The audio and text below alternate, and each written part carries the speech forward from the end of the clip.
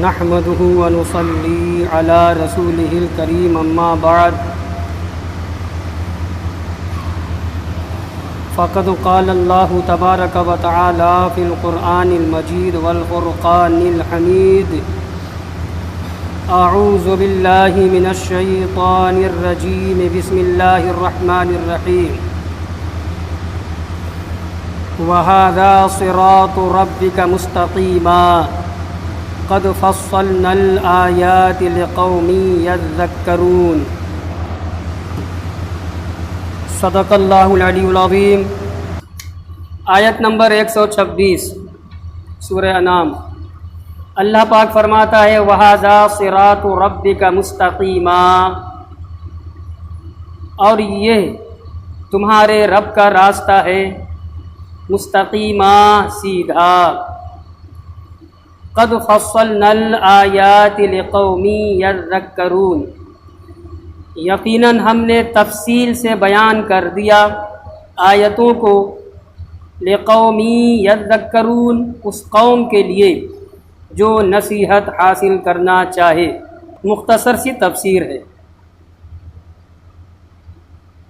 اور یہ تمہارے رب کا راستہ ہے سیدھا، کیا مطلب؟ تفسیر کر رہے ہیں اے ھذا الذی بینا، جو پیچھے ہم نے بیان اللہ پاک کی مراد ہے، مراد کلام الہی ہے۔ اس آیت کی مراد یہ ہے، اللہ پاک فرماتا ہے یہ تمہارے رب کا راستہ ہے سیدھا، تو کون؟ جو میں نے اللہ پاک فرماتا ہے آیت کی روشنی میں تفسیر کر رہے ہیں جو ہم نے پیچھے بیان کر دیا۔ کیا بیان کر دیا؟ کہ اللہ تعالیٰ جس کو چاہتا ہے ہدایت دینا تو اس کا سینہ اسلام کے لیے کھول دیتا ہے، تو یہی اسلام سیدھا راستہ ہے۔ اسی کو اور وضاحت سے کہہ رہے ہیں وَقِيلَ هَذَا الَّذِي أَنْتَ عَلَيْهِ يَا محمد، اے محمد صلی اللہ علیہ وسلم، تم جس راستے پہ ہو وہی راستہ تمہارے رب کا سیدھا راستہ ہے، اور یہ وہ راستہ ہے جس کو تمہارے رب نے تمہارے لیے بھی، تمہارے متبعین کے لیے بھی منتخب کر لیا، چن لیا، پسند کر لیا، اور وہ ہے اسلام۔ لا عوج فیہ، یہ سیدھا راستہ ہے، اور اسلام میں ذرا بھی کجی نہیں، کوئی ٹیڑھا پن نہیں۔ اسی کو بخاری کی روایت میں کہا گیا ہے الدین یسرون، دین آسان ہے، دین بالکل آسان ہے۔ اب اگر کوئی مشکل بنانا چاہے رب کے احکام و فرامین میں، رب کے کلام میں، اللہ کے رسول کے فرمان میں اگر کوئی منطق لگائے، کوئی اپنی عقل چلائے، تو یہ اس کی بھول ہے، اور ایسا کرنے والوں کا ٹھکانہ جہنم ہے۔ ایک آیت ہو گئی۔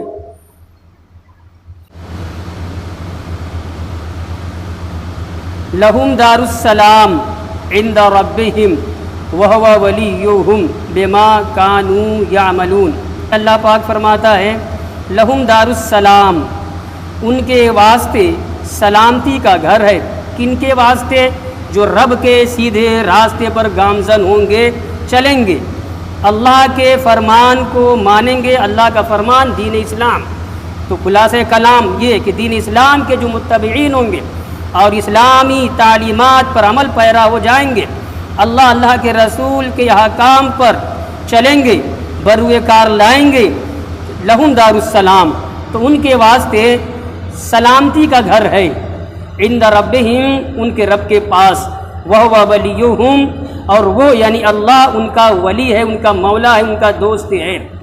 بما کانوا یعملون، ان کے اعمال کے سبب۔ اعمال سے مراد یہاں ہر قسم کے اعمال نہیں ہیں، اعمال صالحہ مراد، نیکیاں مراد ہیں۔ ان کے اعمال صالحہ کے سبب وہ یعنی اللہ ان کا ولی ہے۔ اب آئیے دیکھا جائے، لہم دار السلام عند ربہم، ان کے واسطے یعنی ایمان والوں کے واسطے، فرمان الہی پر چلنے والوں کے واسطے سلامتی کا گھر ہے ان کے رب کے پاس۔ یہ سلامتی کے گھر سے مراد کہتے یعنی الجنہ، جنت ہے۔ قال اکثر المفسرین، زیادہ تر مفسرین نے کہا اس مقام پہ اس آیت کی تفسیر میں کہ جو دار السلام یہاں پہ کہا گیا ہے السلام هو اللہ وحدہ ودارہ الجنہ، سلام سے مراد اللہ ہے، اللہ کے جو بہت سارے نام ہیں ہے نا، صفاتی نام ہیں، تو اس میں ایک نام اللہ کا سلام بھی ہے۔ تو اللہ سلام سے مراد اللہ، اور دارہ اس کے گھر سے مراد الجنہ جنت ہے۔ ایک تفسیر ہو گئی۔ دوسری تفسیر وقیل کہا گیا السلام هو السلامہ، سلام سے مراد سلامتی ہی ہے۔ مطلب یہ ہے اے لہم دار السلامۃ من الآفات وہی الجنہ، کہ متبعین اسلام کے لیے، حاملین پیغام الہی کے لیے، اہل ایمان کے لیے، مسلمانوں کے لیے، مومنوں کے واسطے اللہ کے رسول پر اللہ کے رسول کے احکامات پر چلنے والوں کے لیے کیا ہے؟ سلامتی کا گھر ہے، یعنی جنت ہے۔ اور جنت یہ وہ گھر ہے، وہ جگہ ہے، وہ مقام ہے جو جہاں سلامتی ہی سلامتی رہے گی۔ وہاں مصائب کا گزر نہیں ہوگا، وہاں آفتیں نہیں آئیں گی، وہاں کوئی اذیت نہیں ہوگی، وہاں کوئی ناخوشگوار واقعہ بھی رونما نہیں ہوگا۔ جنت میں سلامتی ہی سلامتی ہوگی۔ کہتے ہیں لأن كل من دخلها سلم من البلايا والرزايا، ہر وہ شخص، ہر وہ فرد بشر، یعنی یوں کہ ہر وہ انسان جو جنت میں داخل ہو جائے گا، میں نے انسان کا ہر وہ انسان جو جنت میں چلا جائے گا، اور جنت میں وہی جائے گا جو مسلم ہوگا۔ تو بالفاظ دیگر کہا جائے کہ ہر جنتی کے لیے جنت میں سلامتی ہی سلامتی۔ کہتے ہیں جو جنت میں داخل ہو جائے گا سلمہ، وہ سالم رہے گا، بچا رہے گا، محفوظ رہے گا، سلامتی میں رہے گا، من البلایا والرزایا، بلاؤں سے اور مصیبتوں سے۔ اور پھر جنت کو دار السلام اس لیے بھی کہا گیا، دار السلام سلامتی کا گھر، تو یہ نام کس کا ہوا؟ جنت کا۔ آگے تیسری وجہ بیان کر رہے ہیں، وسمیت بذالک، جنت کو دار السلام اس لیے کہا گیا لأن جمیع حالاتها مقرونۃ بالسلام، کیونکہ جنت کے تمام حالات، جنت میں واقع ہونے والے تمام معاملات سلامتی ہی پر مبنی رہیں گے۔ مطلب یہ ہوا کہ سلامتی کے علاوہ کوئی معاملہ وہاں پیش ہی نہیں آئے گا، جس کو میں نے ابھی پہلے بیان کیا تھا۔ یہ ہو گیا۔ اب چونکہ جنت کو دار السلام کہا اس آیت میں، اب کئی آیتیں نکال کر دکھا یہ رہے ہیں کہ جنت کا نام دار السلام اور اس میں سلامتی ہی سلامتی۔ تو کہتے ہیں اللہ پاک نے فرمایا دوسری آیت میں ادخلوها بسلام آمنین، اللہ تعالی محشر میں فرمائے گا جب حساب و کتاب ہو جائے گا، رب کائنات رب عالم فرمائے گا اپنے مخلصین بندوں سے، اہل ایمان سے، اہل اسلام سے فرمائے گا، یعنی جن کے بارے میں جنت میں جانے کا فیصلہ ہو چکا ہوگا، خود وہی اللہ فرمائے گا ادخلوها، اے میرے بندوں جن کے متعلق میں نے فیصلہ کر دیا جنت میں جانے کا، چلے جاؤ، جنت میں داخل ہو جاؤ، بے سلام آمنین، سلامتی کے ساتھ اور امن کے ساتھ۔ تو دکھانا یہ چاہتے ہیں کہ جنت کا دوسرا نام دار السلام۔ اس کے بعد دوسری آیت نکال رہے ہیں، دوسری آیت یہاں پہ پیش کر رہے ہیں کہ دیکھو جب جنتی جنت میں جائیں گے، ایسے ہی دوسری جگہ اللہ پاک فرماتا ہے والملائکۃ یدخلون علیہم من کل باب سلام علیکم، جب جنتی لوگ جنت میں جائیں گے تو فرشتے آئیں گے مبارکبادیاں دینے کے لیے، ہے نا، خوش رہو، من کل باب، ہر گیٹ سے، ہر دروازے سے، 8 دروازے ہیں جنتوں کے نام، ہر گیٹ سے فرشتے آئیں گے، ہر باب سے، ہر دروازے سے، اور آ کر کے کیا کہتے ہیں؟ سلام علیکم، سلام پیش کریں گے، اہل جنت تمہیں سلامتی ہو، تم پر سلامتی ہو۔ 2 آیت لا کر فیٹ کی تھی، تیسری آیت کر رہے ہیں، یعنی اس آیت کی تفسیر میں تیسری آیت، بس ایک بات ثابت کرنے کے لیے کہ جنت کا جو نام ہے، ایک نام دار السلام بھی ہے، سلامتی کا گھر۔ تو وہ کیا ہے آیت؟ لا يسمعون فيها لغوا ولا تأثیما الا قیلا سلاما سلاما، جنتی لوگ جنت میں کوئی بیکار بات نہیں سنیں گے، کوئی لغو بےہودہ بات نہیں سنیں گے، بس ایک آواز سنیں گے، کیا؟ سلامن سلامن۔ تو فرشتے یہی پیش کریں گے۔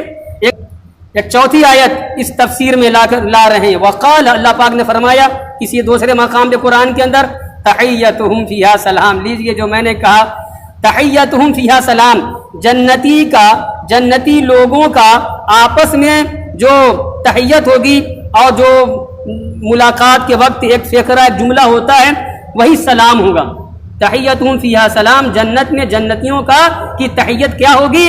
آداب ملاقات، سلامن، بس یہی سلام ہوگا جو دنیا میں السلام علیکم کہتے ہیں نا، یہ کوئی معمولی چیز نہیں ہے۔ حضرت آدم علیہ السلام کو جب اللہ نے پیدا فرمایا اور اللہ نے اپنے دستے قدرت سے حضرت آدم کے جسد خاکی میں، مٹی کے پتلے میں جب روح ڈالی ہے، جان ڈالی ہے، تو فرشتوں سے آدم سے فرمایا کہ یہ فرشتوں کی جماعت ہے، جاؤ ان کو اپنی زبان میں تحیت پیش کرو۔ جب ایک مسلمان دوسرے سے ملتا ہے، جو آداب ملاقات ہوتی ہے، کچھ دعائیہ جملہ کہتا ہے نا، تو حضرت آدم نے اللہ کے بتائے ہوئے حکم سے ہم کہہ لیں، یہ حضرت آدم علیہ السلام کے دل میں جو تحیت، جو آداب ملاقات کے الفاظ، جو جملے اللہ نے آدم کے دل میں ڈالے، وہ تھا السلام علیکم۔ یہ ایسا اللہ نے اس کو پسند فرمایا کہ امت محمدیہ علیہ صاحب الصلاۃ والسلام میں بھی جاری ہو گیا کہ ایک مسلمان جب دوسرے مسلمان سے ملے، جان پہچان ہو نہ ہو، اس کو جانتا ہے نہیں جانتا ہے، شکل و صورت، وضع و قطع سے سمجھ میں آ گیا نا کہ ہمارا مسلمان بھائی ہے، السلام علیکم پیش کرے، اور یہ سلام کرنے سے محبت بڑھتی ہے۔ حضرت عبداللہ بن عمر رضی اللہ تعالیٰ عنہ کا واقعہ بچوں کی کتابوں میں لکھا ہوا ہے، اسلامی کہانیاں جو کتاب ہے اس میں لکھا ہوا، صحیح واقعہ ہے، حدیث ہے کہ عبداللہ بن عمر رضی اللہ تعالیٰ عنہ جب انہوں نے سلام کی جو ہے سلام کے متعلق سنا اور آقا نے تعلیم فرمائی، تو بربنائے شوق، اشتیاق بازار جاتے تھے۔ کیوں؟ بازار میں بھیڑ ہوتی ہے، لوگوں سے ملاقات ہوگی، سب سے السلام علیکم، السلام علیکم، السلام علیکم۔ حدیث پاک میں ہے کہ جب دو مسلمان راستہ چل رہے ہوں، دو مسلمان راستہ چل رہے ہوں اور اتفاق سے اب وہ سفر کا معاملہ ہو یا یوں ہی راستہ چل رہے ہیں، بیچ میں کوئی چیز حائل ہو گئی، مثلا کھمبا ہے بیچ راستے میں مان لیجئے، یا درخت ہے بیچ میں، ایک مسلمان ادھر سے نکلا ایک ادھر سے آیا، جب دونوں آئے تو کہنا چاہیے السلام علیکم۔ یہ ہے دیوانگی، یعنی شریعت پر عمل ایسے کرو کہ زمانہ تمہیں پاگل کہنے لگے، ارے بھائی کیا معاملہ ہے، دونوں ساتھ میں چل رہے تھے، بیچ میں درخت آ گیا، دونوں کھیس پا رہا ہے تو سلام کو پگلا گئے ہیں کیا؟ تو یہ وہ سمجھے، ہم یہ نہیں سمجھیں گے، ہم کیا سمجھیں گے؟ میرے رب کا حکم ہے، میرے نبی کا حکم ہے، اور ایسا کرنے سے مواخات بڑھتی ہے، بھائی چارہ بڑھتا ہے، ایک مسلمان دوسرے مسلمان سے قریب ہوتا ہے، یہ ہے۔ اور ایک مقام پہ اللہ نے فرمایا جنتیوں ہی کے حق میں سلام قولا من رب الرحیم، سلام سلامتی ہے، قولا من رب الرحیم یعنی رب رحیم کی بارگاہ سے، رب رحیم کی جانب سے جو بول بولا جائے گا، جو آواز آئے گی جنتیوں کے لیے، جنت میں کیا ہوگا؟ سلام، یعنی سلام علیکم، تم پر میری، اللہ فرمائے گا تم پر میری سلامتی ہو، میرا سلام ہو، یہ ہے۔ تو سب پوری بحث کا خلاصہ یہ ہے، جنت میں کوئی اذیت کی چیز نہیں، کوئی تکلیف کی چیز نہیں، کوئی بری خبر ہمارے لیے نہیں جنتیوں کے لیے، بس جو بھی معاملات پیش آئیں گے سارے معاملات سلامتی ہی سلامتی والے ہوں گے۔